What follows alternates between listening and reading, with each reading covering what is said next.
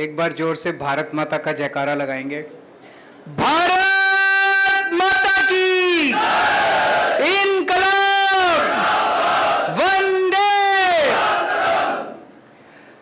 हिमाचल प्रदेश के कोने कोने से आए सभी भाइयों बहनों, माताओं, बुजुर्गों, बच्चों, टीचर्स, पेरेंट्स, आप सब लोगों को मेरा नमस्कार, सबको मेरा प्रणाम।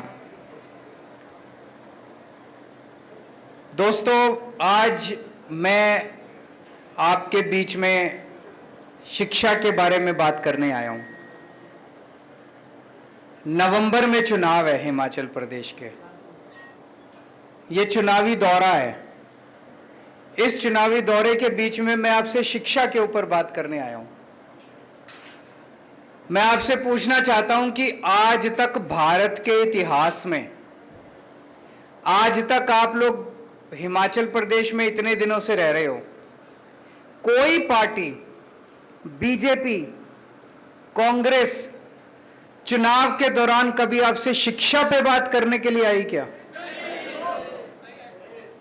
किसी पार्टी ने आपको आके कहा जी हमें वोट दे दो, हम स्कूल अच्छे कर देंगे?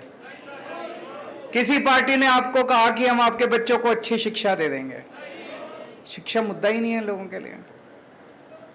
आज आप इतने सारे लोग हो, आप में से जरा हाथ उठा के ये बताना कि कितने लोगों के बच्चे स्कूलों में पढ़ने वाले बच्चे हैं? कितने लोगों के? कई लोगों के हैं। आप में से कितने लोग अपने बच्चों को प्राइवेट स्कूल में भेजते हो? कितने लोग अपने बच्चों को सरकारी स्कूल में भेजते हो? इसी से पता चल रहा है कि सरकारी स्कूलों का क्या हाल है। हिमाचल प्रदेश में शिक्षा का क्या हालत है, मैं आप थोड़ा सा डेटा इकट्ठा कर रहा था। हिमाचल प्रदेश में 14 लाख बच्चे स्कूलों में जाते हैं। इन 14 लाख में से 8.5 लाख बच्चे सरकारी स्कूलों में जाते हैं और 5.5 लाख बच्चे प्राइवेट स्कूलों में जाते हैं। 8.5 लाख बच्चे सरकारी स्कूलों में जाते हैं, तो अधिकतर बच्चे, 70-80% बच्चे जो है वो सरकारी स्कूलों में जाते हैं। इसका मतलब हिमाचल प्रदेश के अंदर इतनी गरीबी है, बेचारे अपने बच्चों को, सरकारी स्कूलों की हालत इतनी खराब है हिमाचल प्रदेश के अंदर। आदमी के पास 2 पैसे आ जाएं तो वो अपने बच्चे को प्राइवेट स्कूल में भेजना चाहता है कि नहीं भेजना चाहता है? हर माँ बाप ये चाहते हैं कि मेरे बच्चे को अच्छी शिक्षा मिले। रिक्शे वाला और मजदूर भी चाहता है कि मेरे बच्चे को अच्छी शिक्षा, मजबूरी में आदमी सरकारी स्कूल में भेजता है। 8.5 लाख बच्चे सरकारी स्कूलों में जाते हैं और आज हिमाचल प्रदेश की जो शिक्षा व्यवस्था है, इन 8.5 लाख बच्चों का भविष्य अंधकार में है। गलत तो नहीं कह रहा? 2000 स्कूल ऐसे हैं जिनमें एक टीचर है। 8वीं तक स्कूल है, 5वीं तक स्कूल है, एक टीचर है। अब ये बताओ, वो एक टीचर 5 क्लासेस को, 8 क्लासेस को कैसे पढ़ाएगा? पढ़ा ही नहीं सकता। तो इन स्कूलों में पढ़ाई होती ही नहीं है। वो पहली क्लास को पढ़ाएगा, वो दूसरी क्लास को पढ़ाएगा, वो तीसरी को पढ़ाएगा, सबको साथ बिठा के कैसे पढ़ाएगा एक टीचर? पढ़ाई हो ही नहीं सकती। इन स्कूलों में पढ़ाई होती नहीं है। तो सोचो, इन बच्चों को कुछ भी नहीं आता। इन बच्चों का क्या कसूर? ये भी तो अपने भारत के ही बच्चे हैं, इनको कौन देगा शिक्षा? कई स्कूल ऐसे हैं जिनमें एक भी टीचर नहीं है। 722 स्कूल ऐसे हैं, 722 स्कूल ऐसे हैं जिसमें एक कमरा है। यह मैं हिमाचल प्रदेश की बता रहा हूं। एक कमरा है, उसी में पहली क्लास भी लगती है, उसी में दूसरी क्लास भी लगती है, उसी में तीसरी भी लगती है, उसी में चौथी भी लगती है, 5वीं तक की क्लास और कई कई तो 8वें तक की क्लास एक ही कमरे के अंदर। कैसे हो सकता है? ये मजाक बना रखा है इन लोगों ने। 12वीं क्लास के नतीजे हिमाचल प्रदेश के 2019 में 12वीं क्लास के नतीजे आए थे 62%, 2020 में 76%। 55 सरकारी स्कूल ऐसे थे जिनमें एक भी बच्चा पास नहीं हुआ। ये मैंने इंटरनेट पे देखा है। 55 सरकारी स्कूल ऐसे थे हिमाचल प्रदेश के अंदर जिसमें 10वीं और 12वीं क्लास में बोर्ड के पेपर में एक भी बच्चा पास नहीं हुआ। और अभी हिमाचल प्रदेश हाईकोर्ट के अंदर एक पीआईएल दाखिल की है किसी ने। उस पीआईएल में उसने कहा है कि हिमाचल प्रदेश सरकार ने मंडी के अंदर एक सरकारी स्कूल को तोड़ के वहां पे मॉल बना रहे हैं। यह हिमाचल प्रदेश की शिक्षा व्यवस्था है। हिमाचल प्रदेश पे कांग्रेस ने 30 साल राज किया, भारतीय जनता पार्टी ने 20 साल राज किया। इन्होंने क्या किया? शिक्षा व्यवस्था को बर्बाद करने में इन्होंने कोई कसर नहीं छोड़ी। गलत तो नहीं कह रहा? अब आपकी मर्जी है, 5 साल और दे दो इनको, आपके बच्चों के 5 साल और खराब हो जाएंगे। अगर आज आपका बच्चा 8वीं क्लास में पढ़ रहा है और आज आपने गलती करके बीजेपी और कांग्रेस को वोट दे दिया, आपका बच्चा 12वीं क्लास पास कर जाएगा अगले चुनाव तक, फिर मौका नहीं बचेगा। मौका यही है, अगर आपने अपने बच्चों को बचाना है तो इसी बार बदलना पड़ेगा आपको, इसी बार बदलना पड़ेगा। 8वीं क्लास में अगर आपका बच्चा पढ़ रहा है, वो 12वीं पास कर जाएगा, उसका भविष्य तो गया। उसका भविष्य कौन ठीक करेगा और उसका जिम्मेदार कौन होगा? मां बाप, क्योंकि उन्हें वोट उनको दिया। अभी तक तो हमारे पास मौका नहीं था, जैसे हमारे सुरजीत जी ने कहा एक बार बीजेपी थी, एक बार करते क्या मरते, कभी बीजेपी को दे दो कभी कांग्रेस को दे दो। इस बार तो मौका है, इस बार तो अपने बच्चों को बचा लो, इस बार तो अपने बच्चों का भविष्य बचा लो। देखो जी, मेरे को पॉलिटिक्स करनी नहीं आती, मेरे को राजनीति करनी नहीं आती, मेरे को भी नहीं आती, भगवंत भाई को भी नहीं आती। हम लोगों को राजनीति करनी नहीं आती, काम करना आता है। देश के लिए समर्पित हैं, देश के लिए हमारी जान भी हाजिर है। सुबह से शाम तक केवल हम यही सोचते हैं। पिछले 7 साल में दिल्ली में मैं काम कर रहा हूं और पिछले 3 महीने में आपने मान साहब की झलकियां देख ली कि किस तरह से रोज एक बार ये सुबह बैठ जाते हैं, एक सुबह अनाउंसमेंट आ जाता है पंजाब के अंदर, एक शाम को आ जाता है। इतना काम हो रहा है, इतना काम हो रहा है। दिल्ली के अंदर जब हमारी सरकार बनी थी जी 2015 में, दिल्ली के सरकारी स्कूलों का यही हाल था जो हिमाचल प्रदेश के, और ज्यादा बदतर हाल था। टॉयलेट्स के नाम पे कुछ भी नहीं था। एक बेचारी बच्ची अगर अपने घर से स्कूल आ जाए और उसको बाथरूम जाना पड़े तो वापस घर जाना पड़ता था, वो टॉयलेट नहीं जा सकती थी, इतना बुरा हाल था। किसी स्कूल के अंदर टॉयलेट का इंतजाम नहीं था। दिल्ली सरकार के स्कूलों में पानी का इंतजाम नहीं था, जाले लगे पड़े थे दीवारों पे, दीवारें टूटी पड़ी थी, छत चू रही थी, छत नीचे डेस्क नहीं थे, टाट पे बैठते थे बच्चे, घंटे भर आते थे फिर खेलते कूदते बाहर, कोई सिक्योरिटी गार्ड नहीं था। बुरा हाल था एजुकेशन का। और सरकारी स्कूलों के नतीजे तो माशाल्लाह ना ही पूछो। टीचर्स आते थे घंटे भर के अंदर वो भी घर चले जाते थे। जैसे हिमाचल प्रदेश के अंदर है, अगर किसी के पास 2 पैसे आ जाएं तो अपने बच्चे को प्राइवेट में भेजना चाहता है, वही हाल सरकारी स्कूलों का था दिल्ली के अंदर। जिसके पास, रिक्शे वाले के पास, मजदूरों के पास। मैं राजनीति में आने के पहले मैं एनजीओ में काम करता था, समाज सेवा का काम करता था, झुग्गियों, दिल्ली की झुग्गी बस्तियों में काम किया करता था। उन झुग्गी बस्तियों के अंदर मैं देखता था कि एक रिक्शे वाला भी, एक मजदूर भी कोशिश करता था, यार एक टाइम का रोटी कम खा लेंगे लेकिन अपने बच्चों को स्कूल, अच्छे प्राइवेट स्कूल में भेज देते हैं। कोई सरकारी स्कूल में नहीं भेजना चाहता था। हमारी सरकार आई, हमने एक सपना देखा था, मैंने, मनीष सिसोदिया जी ने, हमने तय किया यार कुछ भी हो, ये सरकारी स्कूल ठीक करने अपने को। दिल में ये सपना तो था, लेकिन ये भी था कि करेंगे कैसे, होएगा कैसे, कर पाएंगे क्या। तो हमने आते ही तय कर लिया कि दिल्ली सरकार का 25% बजट शिक्षा पे खर्च होगा। सबसे पहले तो हमने ये अनाउंस कर दिया कि कि दिल्ली सरकार का 25% बजट शिक्षा पे, और आज तक चला आ रहा है। दिल्ली सरकार का 25% शिक्षा पे खर्च होगा। लगभग हर साल 10,000 करोड़ से लेके 15,000 करोड़ तक हम शिक्षा पे खर्च कर रहे हैं। 7 साल हो गए, आप कैलकुलेट कर लो, 80 से 85,000 करोड़ रुपए हम शिक्षा पे, स्कूलों पे खर्च कर चुके हैं अभी तक। 80 से 85,000 करोड़। और ये सारा पैसा खर्च करवाया है, ये मेरी जेब में नहीं गया, ये किसी नेता की, अफसरों की जेब में नहीं गया। वहां से हमारी शुरुआत हुई और आज मुझे कहते हुए गर्व है कि दिल्ली के सरकारी स्कूल इतने शानदार हो गए हैं।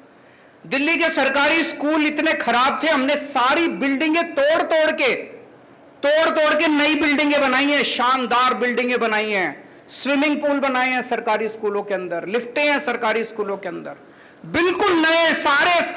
लगभग 1100 1150 स्कूल हैं, सारे नए स्कूल बना दिए हम लोगों ने, तोड़ तोड़ के नए स्कूल बनाए हैं। स्कूल बनाना तो आसान था, नतीजे लाना बड़े मुश्किल है। इस साल 12वीं क्लास में हिमाचल प्रदेश में मैंने बताया 2019 में 62% नतीजे आए थे। दिल्ली के अंदर 99.7% नतीजे आए हैं सरकारी स्कूलों के, गवर्नमेंट स्कूल्स के 99.7% नतीजे। सुना था कभी भारत के इतिहास में 1947 के बाद से लेके आज तक मेरे को लगता नहीं किसी भी सरकार के टाइम में सरकारी स्कूलों के नतीजे 99.7% आए हैं। जब हमारी सरकार बनी, मैंने बताया कि अगर किसी के पास 2 पैसे हो वो अपने बच्चे को सरकारी स्कूल से निकाल के प्राइवेट स्कूल में भर्ती कराता था। हिमाचल प्रदेश के अंदर भी किसी के पास भी 2 पैसे हो वो अपने बच्चे को निकाल के प्राइवेट स्कूल में भर्ती कराना चाहता है। दिल्ली के अंदर हवा उल्टी बहने लग गई है। दिल्ली के अंदर 4 लाख बच्चों ने अपने नाम प्राइवेट स्कूल से कटवा के सरकारी स्कूलों के अंदर भर्ती करवाए हैं। भाई साहब, ये चमत्कार से कम नहीं है। 4 लाख बच्चों ने प्राइवेट स्कूल से नाम कटा के सरकारी स्कूलों में भर्ती कराया, क्योंकि सरकारी स्कूल इतने, और कई अमीर लोग अपने बच्चों के बड़े बड़े स्कूलों से नाम कटा रहे हैं।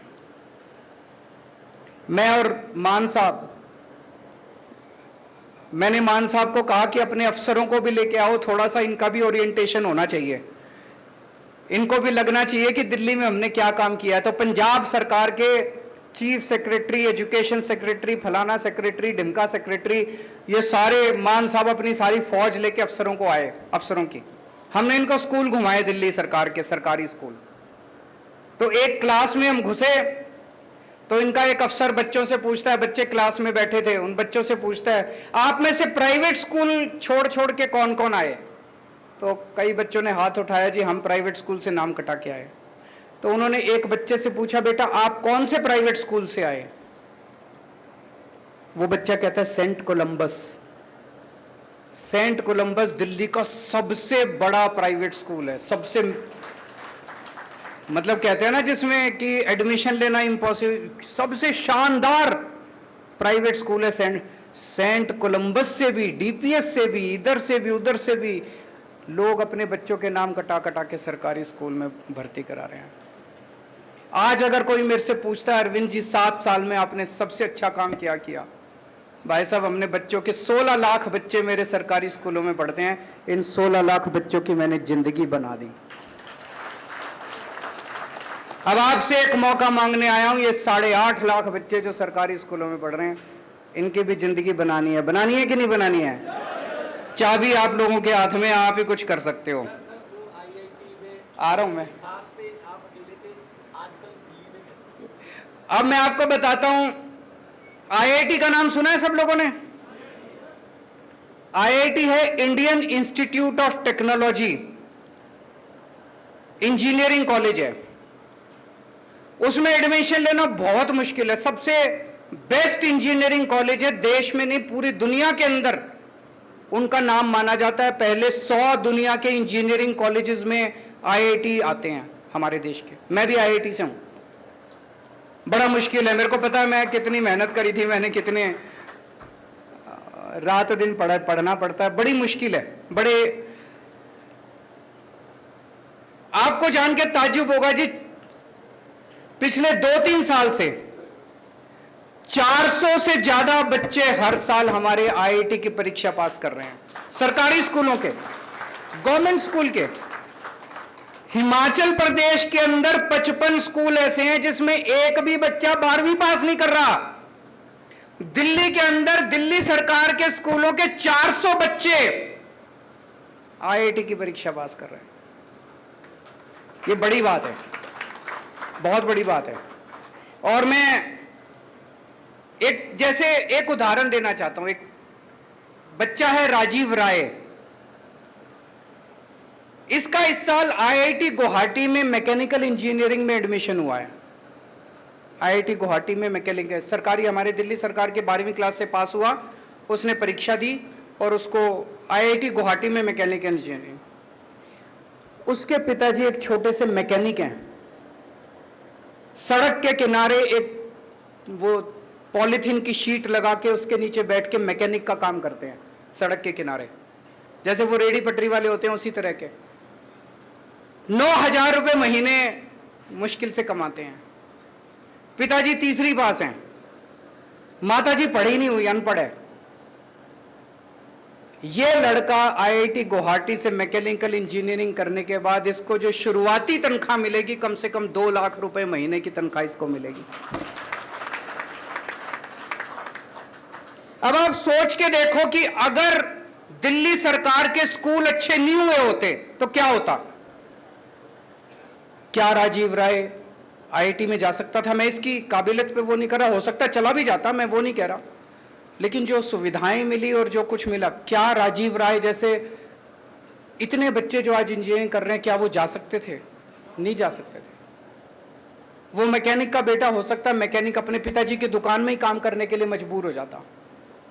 हो सकता है उसके पिताजी बीच में उसकी पढ़ाई छुड़वा देते, कहते बेटा पढ़ाई तो होती नहीं है तो टाइम क्यों खराब कर रहा है, मेरे साथ दुकान पे बैठा कर, 2 पैसे तो कमाएगा। ऐसे ही होता है ना गरीब परिवारों में। क्या राजीव राय आईआईटी में जा सकता था? नहीं जा सकता था।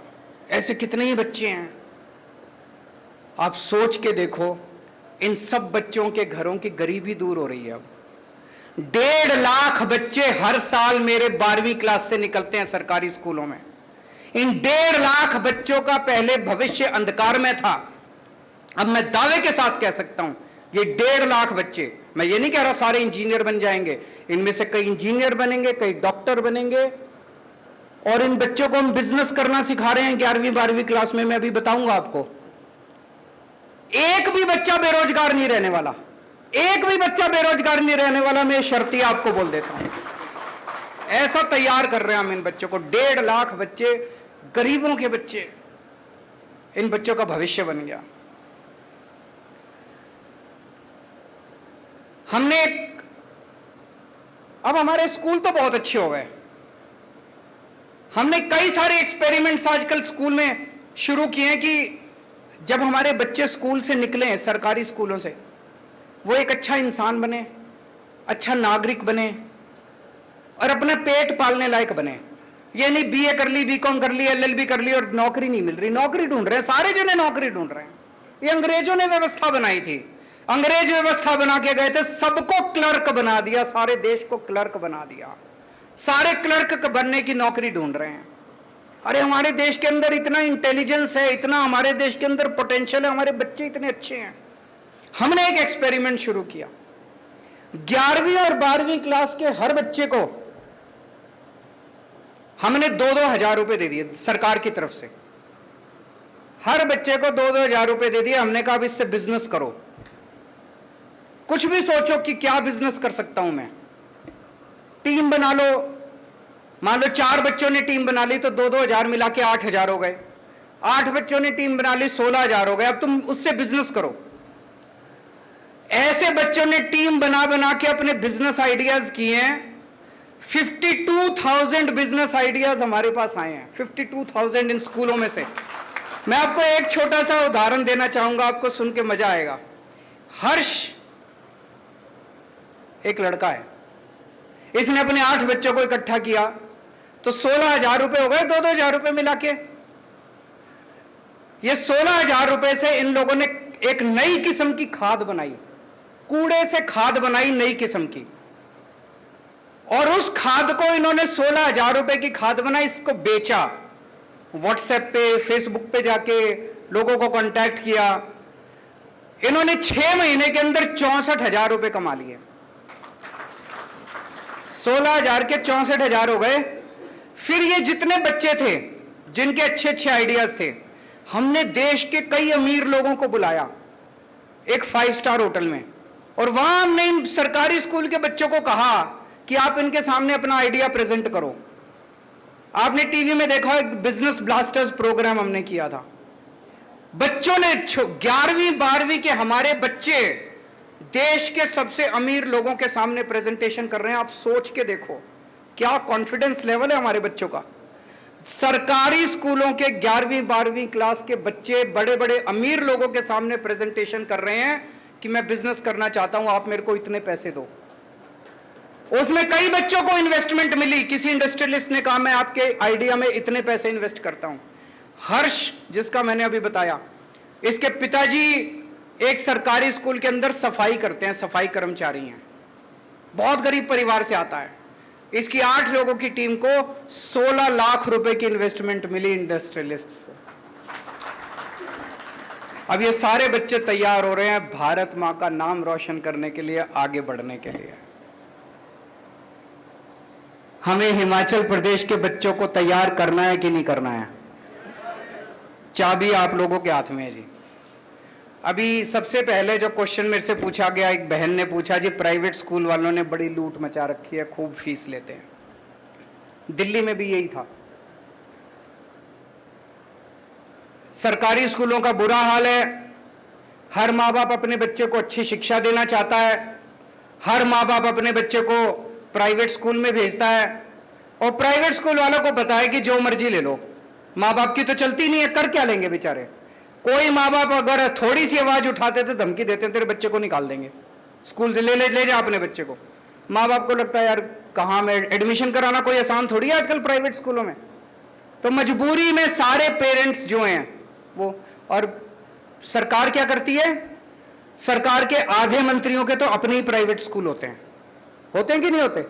बड़े बड़े स्कूल जितने ये सारे नेताओं के हैं, और या ये सारे नेताओं के साथ साठगांठ करते हैं, पार्टी में चंदा देते हैं ये लोग। हमारी पार्टी ईमानदार है, ना तो हमारे किसी मंत्री का स्कूल और ना हमारी पार्टी किसी प्राइवेट वाले से चंदा लेती। हमने दिल्ली में आने के बाद ब्लैंकेट बैन कर दिया, कोई फीस नहीं बढ़ाई जाएगी। केवल बैन नहीं करा, हमने दिल्ली के सारे प्राइवेट स्कूलों का ऑडिट करा दिया। चार्टर्ड अकाउंटेंट्स भेज के चार्टर्ड अकाउंटेंट्स की टीम बना दी, ऑडिट करा दिया। भाई साहब को जान के ताज्जुब होगा, कई दिल्ली के बड़े बड़े, नाम लेना ठीक नहीं है, बड़े बड़े स्कूल ऐसे निकले 40 करोड़ 50 करोड़ की एफडी बना रखी है। अरे तुम एफडी बनाने के लिए स्कूल चला रहे हो? एफडी बना रखी है, 50 करोड़ रुपए की एफडी बना के बैठे और फीस पे फीस बढ़ाए जा रहे हैं। भारत के इतिहास में पहली बार हुआ, हमने एफडी तोड़ाई और पिछले 5 साल में जितने बच्चे उस स्कूल में पढ़े हैं सबके पैसे वापस कराए हमने। पैसे वापस कराए हम लोगों ने।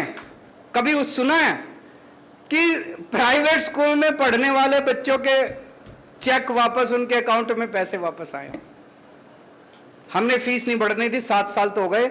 अभी पंजाब के अंदर मान साहब ने सरकार संभाली है, अप्रैल के पहले हफ्ते में स्कूल फीस बढ़ाते हैं। इन्होंने ऑर्डर जारी कर दिए, कोई फीस नहीं बढ़ाएगा कोई स्कूल। ये स्कूल वाले ये भी कहते हैं ना, यूनिफॉर्म स्कूल से ही लेनी है, किताबें स्कूल से ही लेनी है, मनमर्जी कर रखी है इन्होंने, अनाप शनाप पैसे कम। इन्होंने ऑर्डर कर दिए कोई स्कूल से नहीं लेनी, जहां से मर्जी यूनिफॉर्म लो, कोई किताबें स्कूल से नहीं लेनी, जहां से मर्जी लो, और कोई फीस नहीं बढ़ाएगा। और अभी ये बता रहे थे पिछले हफ्ते कुछ स्कूलों ने इनके ऑर्डर की अनदेखी करके कल उन्होंने फीस बढ़ा दी। आज इन्होंने ऑर्डर जारी कर दिया, सबकी फीस वापस कम करा दी इन्होंने। सरकार ईमानदार चाहिए, सरकार जनता के प्रति जवाबदेह चाहिए। अगर ईमानदार सरकार आएगी, मजाल कोई जनता को लूट ले। तो दोस्तों, मैं केवल दिल्ली के लोगों ने अपने बच्चों का भविष्य केवल एक वोट से बदल लिया। एक वोट दिया था दिल्ली के लोगों ने 2014 में, 15 में हमको। आज दिल्ली के लोगों का, बच्चों का भविष्य बदल गया। अब दिल्ली की जनता ने बाकी सारी पार्टियों को, कांग्रेस के तो 0-0 सीट आ रही है हर बार, और बीजेपी वालों की पहले 3 आई, इस बार 8 सीट आई। जनता इतना प्यार करती है आम आदमी पार्टी से। आप भी अपने बच्चों का भविष्य बदल सकते हो, बटन बदलकर, बटन दबा के, बटन बदल के। मान साहब कह रहे हैं पिछली बार जो बटन दबाते थे, बटन बदल दो, बटन दबा के। आपका अपने बच्चों का भविष्य आपके हाथ में है। जैसा मैंने कहा कि टाइम, आप कई बार, कुछ लोग कहते हैं हाँ अरविंद जी अच्छा कर रहे हो, अगली बार देखेंगे। अरे मैं तो यही हूं, तुम्हारे बच्चों का क्या होगा? मेरा तो देख लेना, पहले अपने बच्चों का देख लो। मैं अपने लिए नहीं आया, मेरे को कोई इच्छा नहीं है। मैं इनकम टैक्स में पहले कमिश्नर की नौकरी किया करता था, अच्छा खासा काम कर रहा था। वो छोड़ के मैं दिल्ली की झुग्गियों के अंदर काम करने लगा। कई साल झुग्गियों में काम किया मैंने। उसके बाद दिल्ली का मुख्यमंत्री बन गया। 49 दिन के अंदर कुर्सी छोड़ दी। मेरे ख्याल से दुनिया के इतिहास में पहला एक मूर्ख मुख्यमंत्री मैं ही होऊंगा जो 49 दिन के अंदर। सत्ता के लिए नहीं आए हम, येन केन प्रकारेन सत्ता ले लो, जाति के नाम पे, धर्म के नाम पे, पैसे बांट के, दारू पिला के, वो सब नहीं करते हम। दिल के अंदर देश धड़कता है हमारे, देश के लिए काम करें। तकलीफ होती है। अगर हमने 5 साल में दिल्ली के स्कूल ठीक कर दिए, ये कांग्रेस वालों ने 30 साल राज किया हिमाचल प्रदेश के अंदर, ये नहीं कर सकते थे? 20 साल बीजेपी ने राज किया, ये नहीं कर सकते थे? अब ये आके कहेंगे एक और मौका दे दो। हम आपसे एक और मौका नहीं मांगेंगे, हम तो कह रहे हैं बस एक ही मौका दे दो, दोबारा मत देना। एक ही मौका दे दो, दोबारा मत देना। अभी एक भाई साहब बता रहे थे पेपर बड़े लीक होते हैं। भाई साहब कुछ तो गड़बड़ है। मैं हरियाणा गया, वहां भी बीजेपी की सरकार है, वहां भी खूब पेपर लीक होते हैं। गुजरात गया, वहां भी बीजेपी की सरकार है, वहां भी खूब पेपर लीक होते हैं। सारे पेपर लीक, दिल्ली में नहीं होते। क्या चक्कर है जी?